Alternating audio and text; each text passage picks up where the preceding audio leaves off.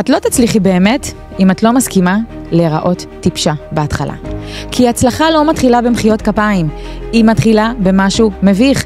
שיחה שלא הלכה, פוסט שאף אחד לא הגיב עליו, הצעה שלקוחה דחתה, צחוק מביך של מישהו שלא מאמין שזה מה שאת עושה.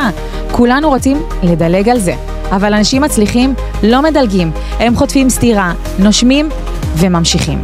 הם לא מחפשים שלמות, הם מחפשים תנועה. אישה שרוצה להצליח, היא צריכה להסכים להיות בוסר, לא לראות מושלמת, אלא להתחשל מבפנים. והראשונים שיצחקו עלייך, הם הראשונים שישאלו אותך אחר כך, איך עשית את זה? אז תסכימי לטעות, תסכימי לצאת על הפנים, תסכימי לרגעים הלא נוחים, כי הדרך שלך לא תיבנה מהתגובות, היא תיבנה מהנכונות שלך לזוז גם כשמביך, כי הצלחה אמיתית תמיד מתחילה מהמבוכה, ומי שלא מוכנה להיות מביכה לא תגיע לעוצמה.